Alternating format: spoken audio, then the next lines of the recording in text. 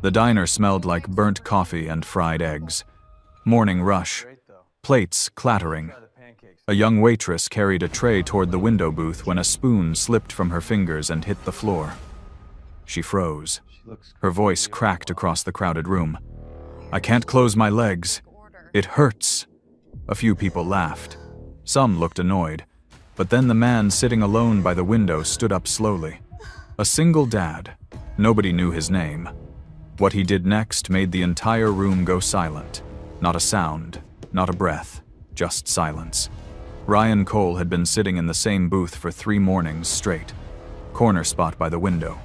Good view of the street. Not much to look at. Just a gas station across the road and a row of tired storefronts that hadn't changed in years. But it was quiet enough to think.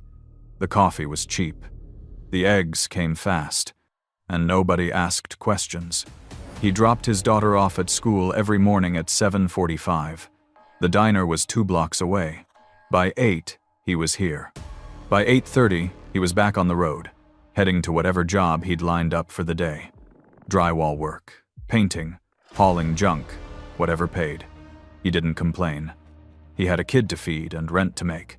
That was the deal when you raised a daughter on your own. The booth smelled faintly of grease and old vinyl. The table had a crack running through the center, patched with duct tape that had gone gray from use. Ryan didn't mind. He'd sat in worse places, done worse work. This was just another stop in a long string of mornings that all looked the same. Coffee, eggs, toast, then back to the truck. He glanced at the menu even though he always ordered the same thing. 2 eggs over easy, bacon, wheat toast, black coffee, no sugar. He'd been coming here long enough that the older waitress usually had it ready before he asked. But she wasn't here today. Someone new was working the floor. The girl looked young, maybe early 20s. Blonde hair pulled back in a ponytail that swung when she moved. She wore the same uniform as everyone else. Black pants, white button-up shirt. A small apron tied around her waist. But something about the way she carried herself felt off. Not rude, not slow, just stiff. Like every step hurt. Ryan watched her move between tables. She smiled at customers, took orders, refilled coffee cups. But her movements were careful.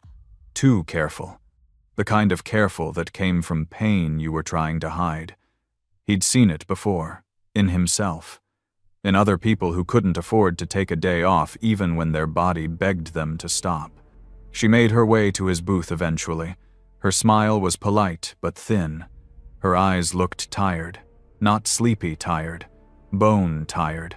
The kind that settled into your shoulders and didn't leave. "Morning," she said. Her voice was steady but soft.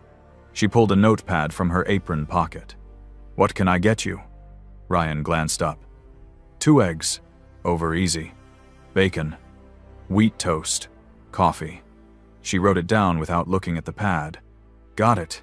Anything else?" "That's it." She nodded and turned to go. But as she stepped away, Ryan noticed the way she walked. Each step was deliberate, controlled, like she was bracing against something. He didn't say anything. It wasn't his business. People had their reasons for showing up to work when they shouldn't. He'd done it plenty of times himself. The diner filled up fast. Morning rush. Construction workers. Truckers. A couple of guys in suits grabbing breakfast before heading to the office. The noise level rose. Plates clinking. Forks scraping.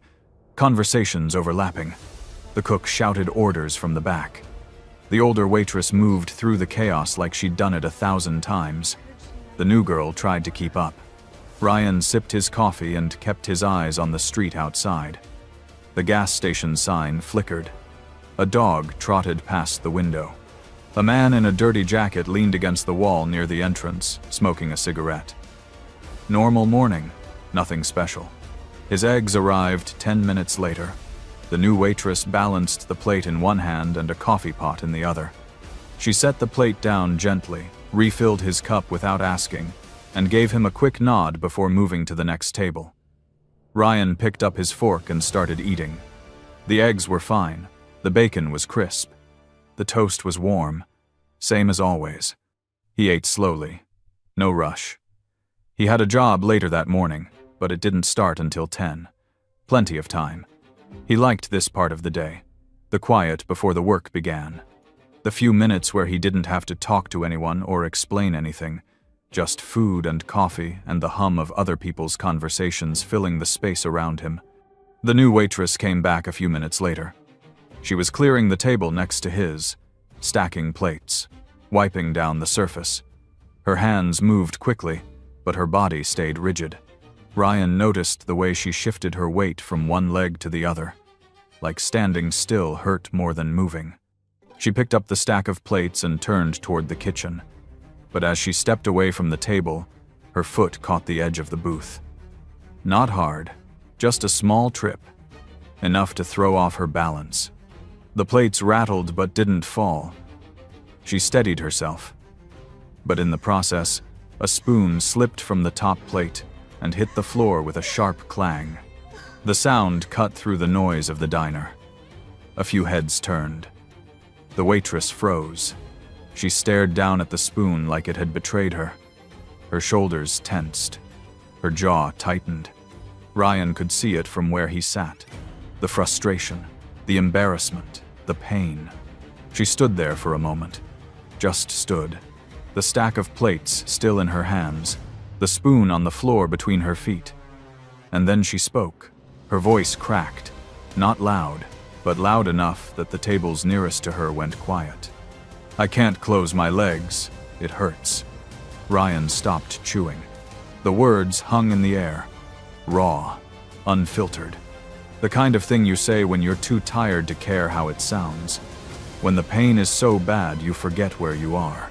A man at the counter laughed, short, sharp, like he'd just heard the punchline to a dirty joke. A woman 2 tables over shook her head and muttered something to the person across from her. A guy in a baseball cap smirked and nudged his friend. The friend grinned. The waitress didn't move. Her face flushed red. Her hands gripped the plates tighter. She looked down at the spoon again, then at the people staring at her. Her lips parted like she wanted to explain, but nothing came out. Ryan set his fork down. He didn't look at the waitress. He looked at the people around her, the ones laughing, the ones whispering, the ones shaking their heads like she'd just done something wrong. And he felt something tighten in his chest. Not anger, not quite. Just a familiar ache. The kind that came from watching someone get judged for something they couldn't control. He knew that look on her face. He'd worn it himself. 3 years ago, when his ex-wife left. When he showed up to a job site with his daughter in the truck because he couldn't afford daycare. When people assumed things about him because he was a single dad who didn't have his life together. When they looked at him like he was less than, like he'd failed. He didn't know this girl, didn't know her name, didn't know her story. But he knew that look. And he knew what it felt like to stand in a room full of people who didn't care enough to understand. The manager appeared from the back. A thin man with graying hair and a permanent frown. He walked over to the waitress with his arms crossed. His voice was low but sharp. Ryan couldn't hear the words, but he could see the way the girl's shoulders sagged, the way her head dropped. She bent down slowly, carefully. Her hand reached for the spoon. She winced. The manager said something else. She nodded, picked up the spoon, straightened up with visible effort. The stack of plates wobbled in her hands. She turned and walked toward the kitchen. Every step looked like it cost her something. Ryan watched her go. The room started to fill with noise again. Conversations picked back up. Forks clinked against plates. The cook shouted another order, but Ryan didn't move. He sat there with his coffee cooling in front of him and his eggs half-eaten. And he thought about the way people laughed, the way they judged, the way they turned pain into a joke because it was easier than caring. And something shifted. Not a decision, not yet. Just a feeling. A quiet certainty that if he did nothing, this moment would stay with him. That he'd walk out of this diner and spend the rest of the day thinking about what he should have done. He didn't know what he was going to do. But he knew he wasn't going to sit there and let it happen. The waitress came back out from the kitchen 30 seconds later. Her face was still flushed. Her eyes were down. She carried a fresh pot of coffee and moved between tables like nothing had happened. But Ryan could see the tremor in her hands. The way she gripped the pot too tight. The way she avoided looking at anyone directly. She stopped at a table near the counter. 2 women in their 40s. Office clothes. One of them looked up as the waitress approached. The woman's expression was sharp, judgmental. She didn't say anything, but her eyes said enough. The waitress refilled their cups quickly and moved on. The women leaned toward each other and started whispering. One of them laughed quietly. The other shook her head. Ryan watched it happen. He didn't need to hear the words to know what they were saying. People always said the same things, always made the same assumptions. It was easier to laugh than to ask, easier to judge than to care. The man at the counter was still smirking. He turned to the guy next to him and said something Ryan couldn't hear. The other man grinned and glanced over at the waitress. She was refilling another cup. Her shoulders were hunched.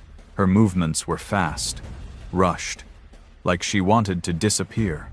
Ryan picked up his coffee and took a sip. It was lukewarm now. He didn't care. He wasn't tasting it anyway. His mind was somewhere else. Somewhere 3 years back.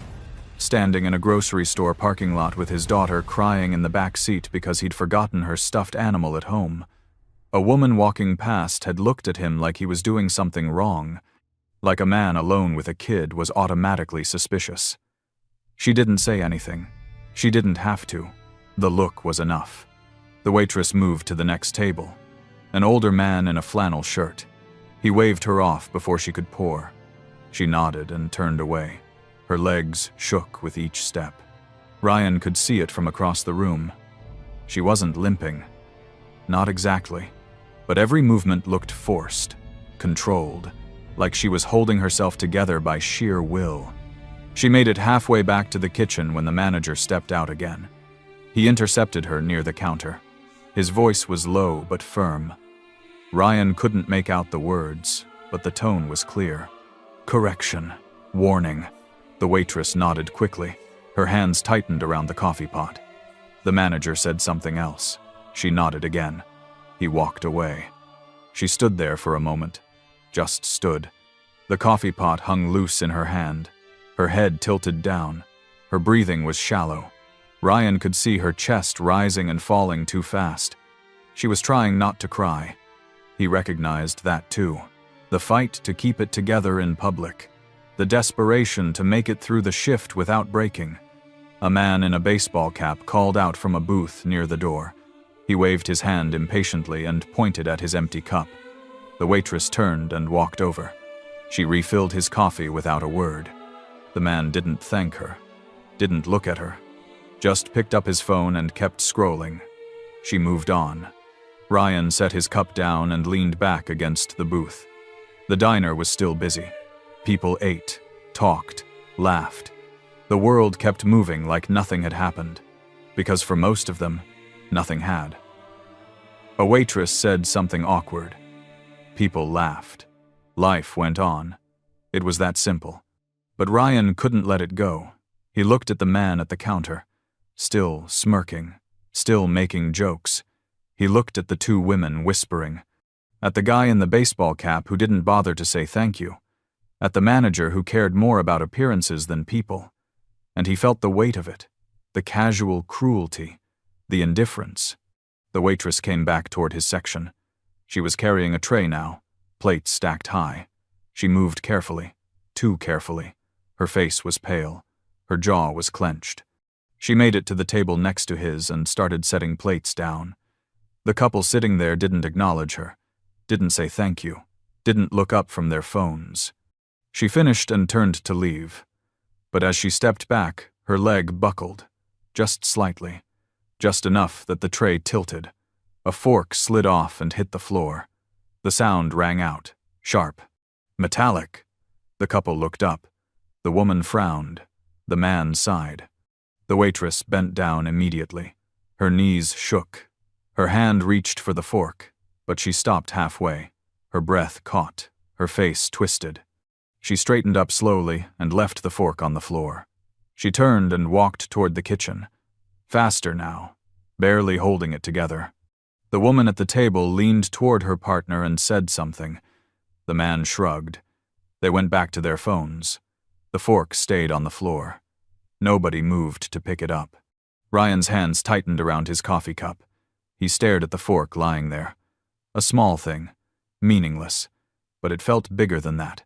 It felt like proof that people didn't see, didn't care, didn't try. The waitress came back out. Her eyes were red now. She'd been crying. She tried to hide it, wiped her face with the back of her hand, straightened her apron, picked up another tray. But Ryan saw it, the crack in the armor, the moment when holding it together stopped being possible. She walked toward a table near the window, an older woman sitting alone. The waitress set down a plate of pancakes and refilled the woman's water glass. The older woman smiled at her, a small smile, kind. The waitress smiled back, fragile, grateful. It was the first kind thing Ryan had seen anyone do for her all morning, but it didn't erase the rest. It didn't undo the laughter, the whispers, the judgment. The manager came out again. He scanned the room. His eyes landed on the fork still lying on the floor near the couple's table. His expression darkened. He walked over to the waitress and said something.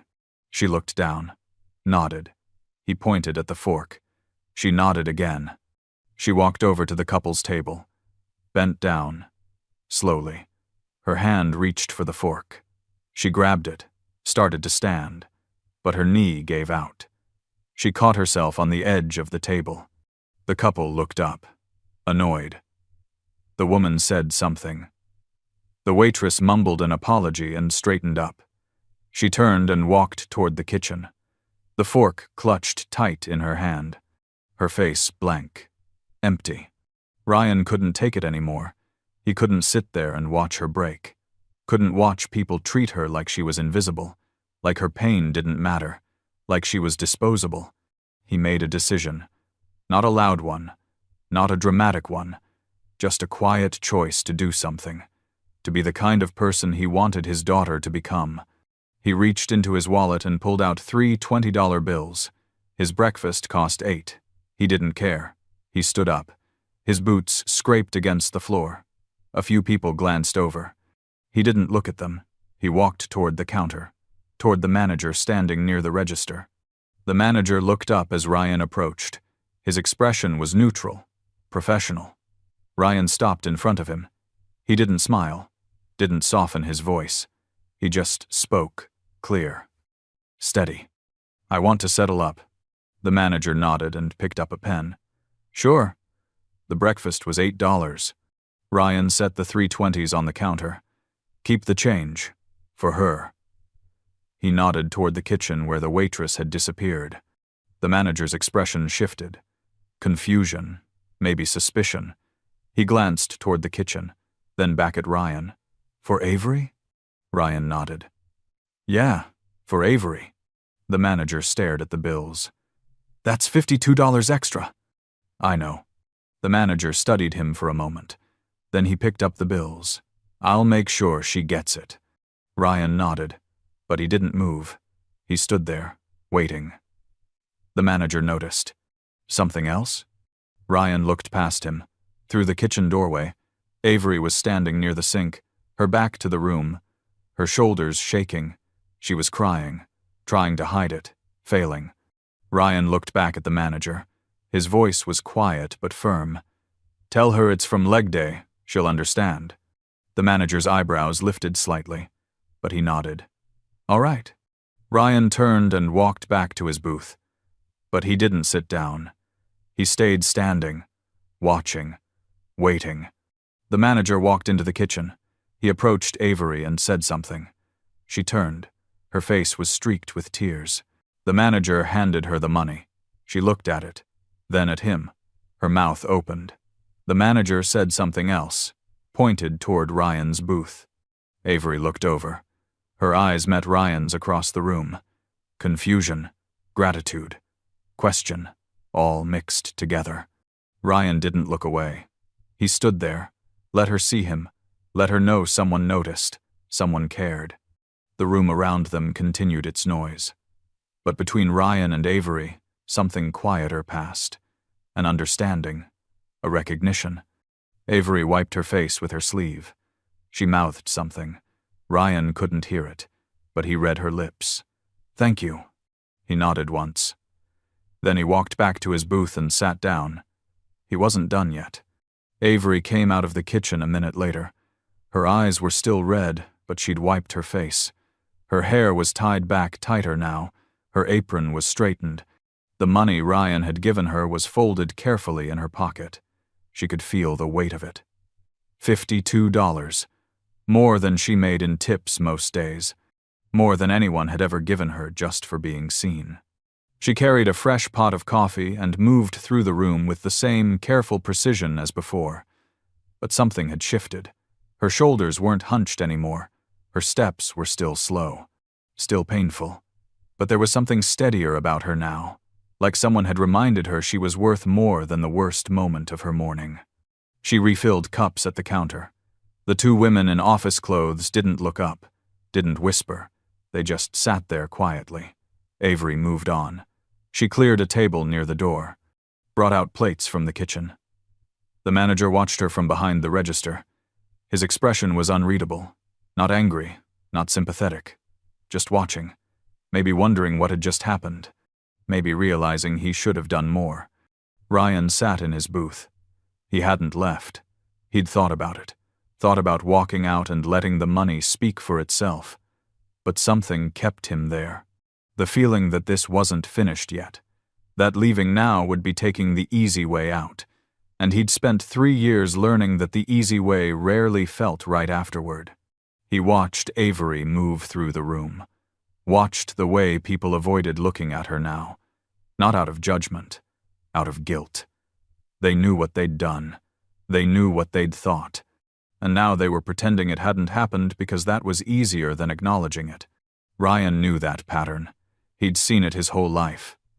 People made assumptions, laughed at what they didn't understand, then moved on like it had never happened, like their cruelty was just a moment.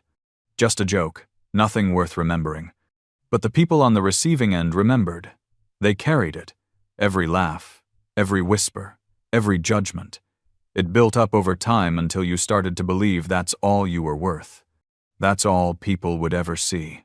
He wouldn't let that be the end of Avery's morning. Wouldn't let her walk away thinking the money was all she deserved. Thinking that kindness only came in dollars and silence. Ryan waited until she made her way back to his section. She approached his table slowly. Her hands gripped the coffee pot. She looked at him with confusion. Maybe wariness. He'd already paid. Already tipped more than anyone ever had. What else could he possibly want? She stopped at the edge of the booth. Her voice was quiet, hesitant. "You didn't have to do that." Ryan leaned back. "I wanted to." She shifted her weight from one leg to the other. Winced. Tried to hide it, but Ryan saw it anyway. Saw the way her face tightened, the way her breath caught. She was still in pain. Still pushing through. He gestured toward the empty seat across from him. "Sit down for a minute." Avery glanced toward the manager. He was busy with a customer. She looked back at Ryan. Her voice dropped lower. "I can't. I'm working." "Sit down," Ryan said again. His voice was firm but not unkind. "Just for a minute. Your legs need the break." She looked around one more time. The diner was still busy, but nobody was watching them. Nobody cared. They'd all moved on to their own lives, their own problems, their own breakfasts. Avery set the coffee pot on the table and slid into the booth across from him. Her movements were stiff, painful. She kept her hands in her lap and didn't look at him directly, like she was afraid that meeting his eyes would make her cry again, and she'd cried enough for one morning. Ryan leaned forward slightly, kept his voice low, calm. "You okay?" Avery blinked.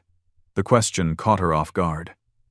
Not because he'd asked, but because he'd asked like he actually wanted to know. Like her answer mattered. She opened her mouth, closed it, then nodded quickly. Too quickly. Yeah, I'm fine. You don't look fine. Her jaw tightened. She looked away, stared out the window at the gas station across the street. At the normal world moving forward like nothing had happened. I'm just sore. From the gym. Last night. Ryan nodded. Leg day? She looked back at him. Surprise flickered across her face. Yeah. How did you know? Because I've been there, Ryan said. And I've seen what it looks like when someone's trying to work through it. Avery's shoulders relaxed slightly. Just slightly. Like hearing someone understand was enough to ease some of the tension she'd been carrying. She glanced around the room. Nobody was paying attention. The world had moved on. She looked back at Ryan. I didn't mean for it to sound the way it did, she said. Her voice was small, tired. What I said.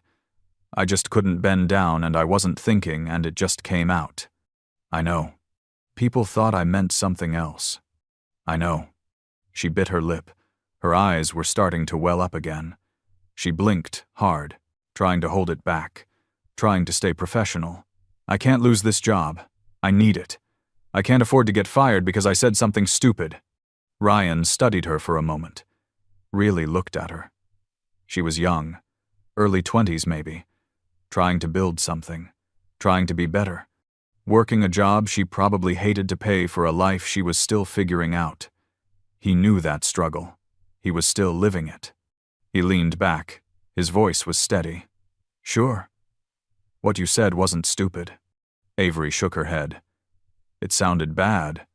People laughed. People laugh at things they don't understand, Ryan said. Doesn't make them right. She didn't respond, just stared down at her hands. Her fingers twisted together, nervous, ashamed, like she'd done something wrong by being human, by being in pain, by saying it out loud. Ryan leaned forward slightly. His voice dropped lower. You know what I saw when you said that? She looked up. Her eyes met his, cautious, waiting for the other shoe to drop. What? Someone in pain. Someone trying to do their job. Someone who's been on their feet too long and pushed too hard and is barely holding it together. That's what I saw. Avery's eyes started to water. She blinked hard, but the tears came anyway. She wiped them away quickly. Her voice cracked. That's not what everyone else saw. I know, Ryan said, but everyone else wasn't paying attention. A tear slipped down her cheek. She wiped it away with the back of her hand. I'm sorry. I don't usually cry at work. You don't need to apologize. She laughed. A short, wet sound. Half sob, half disbelief. I've been apologizing all morning. Ryan smiled faintly. Yeah, I noticed. Avery wiped her face again. She took a breath, steadied herself, pulled herself back together piece by piece. Thank you. For the tip. You didn't have to do that. I wanted to. Why? Ryan thought about how to answer that. He thought about his daughter. About the mornings he'd dropped her off at school and watched her walk through the doors with her shoulders hunched. About the times she'd come home crying because kids had been cruel, because teachers had been dismissive, because the world had been unkind.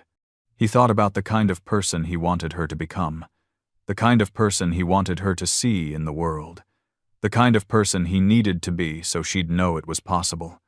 He looked at Avery, at her red eyes and tired face and worn-out shoes, at the way she was trying so hard to hold herself together, at the way she'd shown up to work even though her body was screaming at her to stay home, at the way she'd kept going even when people laughed. Because you deserved it, he said simply. Avery's lip trembled. She didn't say anything, just nodded, like she wanted to believe him, like she was trying to let herself believe that someone could see her as more than a joke, more than a moment of embarrassment, more than disposable. Ryan stood up. You should get back to work before your manager notices. She stood too, slower, grimacing. She picked up the coffee pot. Her hands were steadier now. Yeah, probably. Ryan reached into his pocket and pulled out a business card. It was old, creased. The corners were bent from being carried around in his wallet for too long. He handed it to her. "If you ever need someone to talk to, or if you need help, call me." Avery took the card. She looked at it. "Read the name. Ryan Cole. Handyman. General labor. A phone number. Nothing fancy. Nothing important. Just a guy trying to make a living." She looked back at him. "Why would you do that?" "Because nobody should have to do this alone," Ryan said. "And I mean that." She stared at him for a long moment, searching his face, looking for the catch, the angle, the thing he wanted in return. But there was nothing. Just a stranger who'd decided to care when nobody else would. She slipped the card into her apron pocket, next to the money, next to the hope that maybe people like him still existed. "Thank you." Ryan nodded, but he didn't turn to leave.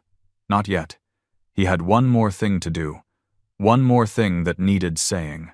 He looked past Avery, at the diner still humming with conversation, at the two women still whispering near the counter, at the man who'd laughed, at the couple who'd complained about the fork, at everyone who'd turned a girl's pain into entertainment, into a joke, into something they could mock and forget. His voice rose, not shouting, but loud enough, clear enough, steady enough, so everyone could hear. "She's in pain. From training. Not from what you're thinking." The diner went quiet. Conversations stopped mid-sentence. Forks froze halfway to mouths. Coffee cups paused at lips. Heads turned. Everyone looked at Ryan, then at Avery, then back at Ryan. The silence was immediate, total, like someone had pressed a mute button on the entire world. Ryan didn't look away. He stood there. Let them see him. Let them hear him. Let them feel the weight of what he was saying. "She worked out yesterday, leg day. Her muscles are sore." That's what she meant, nothing else. The silence deepened, spread, settled over the room like a heavy blanket. The two women near the counter looked down at their coffee, suddenly very interested in the steam rising from their cups. The man who'd laughed shifted in his seat, uncomfortable, caught. The couple with the phones suddenly found their breakfast very interesting. Anything to avoid looking at the waitress they'd dismissed. The girl they'd judged. Nobody said anything. Nobody laughed. Nobody smirked. They just sat there, quiet, ashamed, realizing what they'd done, what they'd assumed, what they'd been. Ryan's voice was quieter now, but it carried. Calm, steady, undeniable. "Maybe, next time, before you laugh at someone, you ask what's wrong. Maybe you help instead of judge. Maybe you remember that everyone you meet is fighting something you know nothing about." He let the words hang there, let them settle, let them sink into the silence, into the guilt, into the realization that cruelty was always a choice. And today, they'd chosen wrong. Then he turned back to Avery. Her eyes were wide, tears streaming down her face now. But she was smiling, a small, fragile smile, but real, genuine, the kind of smile that came from being defended, from being seen, from mattering to someone. Ryan nodded to her. Once, a quiet acknowledgement, a silent promise that she wasn't alone, that she was worth defending, that she mattered. Then he turned and walked toward the door. His boots echoed in the silent room, each step deliberate, purposeful. Nobody moved, nobody spoke. The entire diner held its breath, watching him go, watching him leave them with their shame, their guilt, their silence. Ryan pushed through the door and stepped out into the cool morning air. The sun was higher now, warmer. The street looked the same. The gas station across the road, the tired storefronts, the normal world. But something had changed. Something small, something quiet, but real. The door swung shut behind him, and inside, the silence remained. Heavy, uncomfortable, but necessary. Avery stood there holding the coffee pot. The card was in her pocket. The $52 was folded in her apron. Her legs still hurt. Her shift wasn't over. But she wasn't crying anymore. Not from shame, not from pain. These were different tears: relief, gratitude, hope, the kind that came from knowing someone had stood up for you when you couldn't stand up for yourself. She wiped her face with her sleeve, took a deep breath, and got back to work. The two women near the counter left quietly 5 minutes later. They didn't finish their coffee, didn't ask for a refill, just left money on the table and walked out without looking at anyone. The tip was larger than usual, guilt money, but Avery took it anyway. The man who'd laughed paid his bill and walked out without making eye contact. He left a $10 bill on the counter for a $6 breakfast. Didn't wait for change, just left, fast. Like staying would mean having to face what he'd done. The couple with the phones ate quickly, finished their meal in silence, left a $20 for a $15 check. They didn't ask Avery for anything else, didn't complain, didn't look at her, just left, quietly, ashamed. The manager watched it all. He didn't say anything, but when Avery passed by the register, carrying a tray of dirty dishes, he stopped her. "You okay?" he asked. His voice was different, softer, like maybe he was realizing he should have asked that question an hour ago. Avery nodded. "Yeah, I'm okay." The manager looked at her for a moment. Then he gave her a small nod. "Take your break early if you need it." "Thanks," Avery said.